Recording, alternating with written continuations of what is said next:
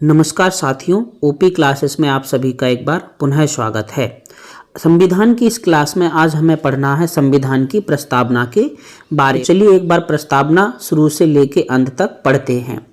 हम भारत के लोग भारत को एक संपूर्ण प्रभुत्व संपन्न समाजवादी पंथ निरपेक्ष लोकतंत्रात्मक गणराज्य बनाने के लिए उसके समस्त नागरिकों को सामाजिक, आर्थिक और राजनीतिक न्याय, विचार, अभिव्यक्ति, विश्वास, धर्म और उपासना की स्वतंत्रता, प्रतिष्ठा और अवसर की समता प्राप्त कराने के लिए तथा उन सब में व्यक्ति की गरिमा और राष्ट्र की एकता और अखंडता सुनिश्चित करने वाली बंधुता बढ़ाने के लिए दृढ़ संकल्पित होकर अपनी इस संविधान सभा में आज 26 नवंबर 1949 ईस्वी मिति मार्गशीर्ष संवत 2006 विक्रमी को एतत् द्वारा इस संविधान को अंगीकृत, अधिनियमित और आत्मार्पित करते हैं।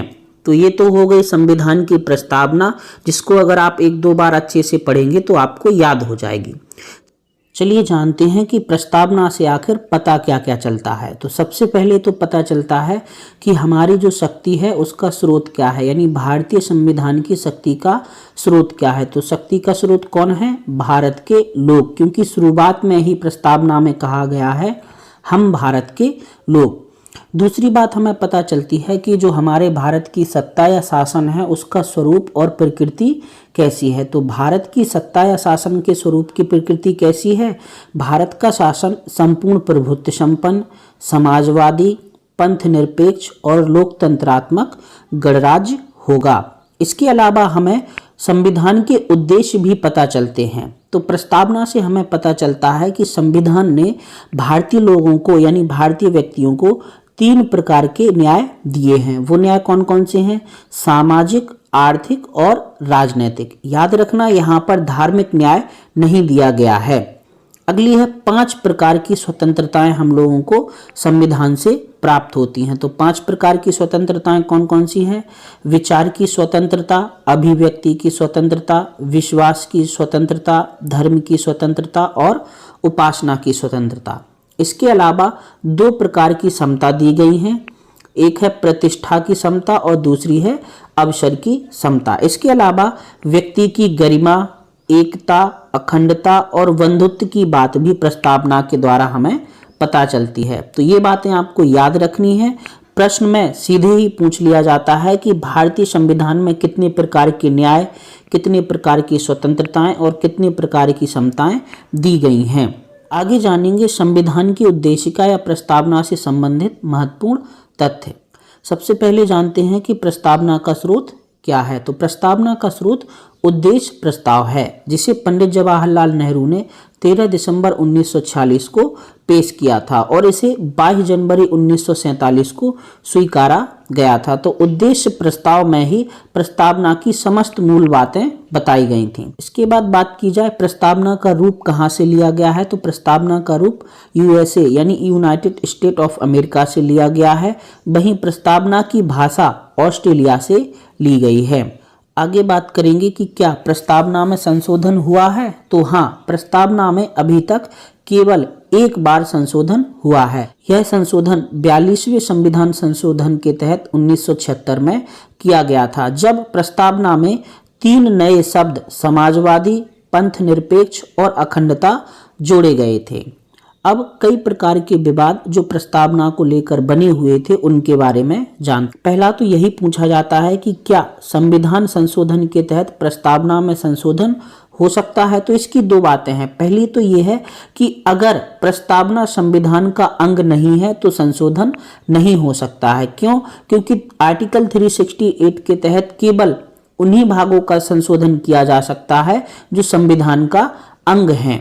तो अगर प्रस्तावना संविधान का अंग नहीं है तो संशोधन नहीं हो सकता है, लेकिन यदि प्रस्तावना संविधान का अंग है तो उसमें संशोधन किया जा सकता है। सबसे पहला बाद सामने आता है बेरुबारी मामला, जो कि 1960 में हुआ था। इस समय हुआ क्या था कि राष्ट्रपति ने सुप्रीम कोर्ट से सलाह मांगी थी कि क्या प्रस्तावना में संशोधन किया जा सकता है या नहीं किया जा सकता है। तो इस समय जो मुख्य न्यायाधीश थे गजेंद्र गड़कर, उन्होंने बताया था कि प्रस्तावना को संविधान निर्माताओं के मस्तिष्क को समझने की एक कुंजी के रूप में देखा जा सकता है, अतः प्रस्तावना संविधान का अंग नहीं है। बेरुबारी मामले में यह बात स्पष्ट की गई थी कि प्रस्तावना संविधान का अंग नहीं है और प्रस्तावना में संशोधन नहीं किया जा सकता। दूसरा, प्रस्तावना में संशोधन किया जा सकता है, यह निर्णय किस बाद में दिया गया था?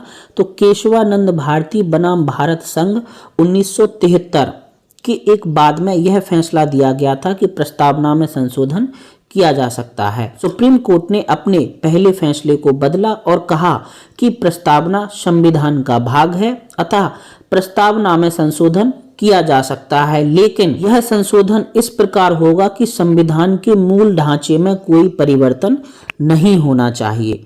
तो प्रस्तावना में संशोधन किया जा सकता है, यह बात सुप्रीम कोर्ट ने केशवानंद भारती बनाम भारत राज्य संघ 1973 के बाद में बताई थी। अगला बात है कि क्या प्रस्तावना परिवर्तनीय है, यानी क्या न्यायालय द्वारा इसे लागू किया जा सकता है? तो नहीं। मदन गोपाल केस 1957 में यह बात स्पष्ट की गई थी कि प्रस्तावना परिवर्तनीय नहीं है। ऐसे समझते हैं जैसे प्रस्तावना में कहा गया है व्यक्ति की गरिमा, तो व्यक्ति की गरिमा के अंतर्गत तो व्यक्ति को भोजन उपलब्ध कराना, व्यक्ति को आवास उपलब्ध कराना, ये सब चीजें आती हैं। अब यदि इसे न्यायालय में परिवर्तनीय बना दिया जाएगा तो प्रत्येक व्यक्ति अपने आवास और भोजन के लिए न्यायालय पहुंच जाएगा। हाँ, संसाधन बढ़ने के साथ इन्हें स्वतः ही लागू किया जा सकता है, लेकिन न्यायालय द्वारा लागू करने की बात नहीं की जा सकती है। प्रस्तावना संविधान का भाग है, यह बात बोमन बनाम भारत संघ में कही गई थी। इसके अलावा केशवानंद बनाम भारत संघ में भी यही बात कही गई थी। दूसरा है, प्रस्तावना संविधान की मूल आत्मा है। यह स्टेटमेंट कब आया था? तो यह स्टेटमेंट गोलकनाथ बनाम पंजाब राज्य बाद में आया। देखिए, सीधे सीधे आपसे प्रश्न पूछेगा कि प्रस्तावना संविधान की मूल आत्मा है, यह किस बाद में बताया गया था? तो गोलकनाथ बनाम पंजाब राज्य में। अगला है, प्रस्तावना संविधान का आंतरिक हिस्सा है। यह बात कब की गई थी? तो LIC मामला 1995 में यह फैसला आया था कि प्रस्तावना संविधान का आंतरिक हिस्सा है। आगे देखेंगे प्रस्तावना से जुड़े हुए प्रमुख कथन। तो प्रस्तावना संविधान की कुंजी है, यह किसने कहा था? सुप्रीम कोर्ट के मुख्य न्यायाधीश गजेंद्र गड़कर ने।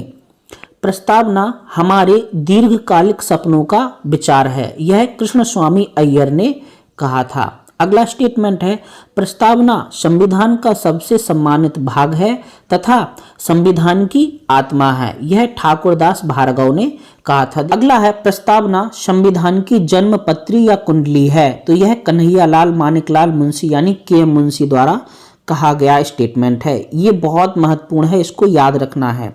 प्रस्तावना को एक पवित्र दस्तावेज डॉक्टर BR अम्बेडकर ने कहा था। इसके अलावा प्रस्तावना संविधान का परिचय पत्र है, नानी पालकीवाला ने कहा था, जो कि एक वकील थे।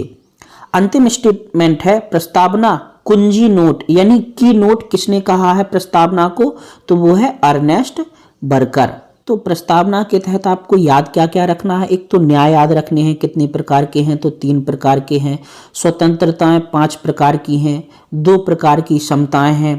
इसके अलावा क्या क्या निर्णय और कब कब आए थे उनके बारे में भी आपको याद रखना है। जैसे प्रस्तावना संविधान का अंग है, यह किस बाद में बताया गया? प्रस्तावना संविधान का अंग नहीं है, यह किस बाद में बताया गया? इसके अलावा प्रस्तावना परिवर्तनीय है या नहीं है, यह बात कब कही गई? इसके अलावा विभिन्न प्रकार के जो स्टेटमेंट हैं प्रस्तावना से जुड़े, वो सभी भी आपको याद रखने हैं। तो आज की क्लास में इतना ही। अगर आपको वीडियो में दिया जा रहा कंटेंट पसंद आ रहा है तो लाइक, कमेंट और शेयर करना ना भूलें।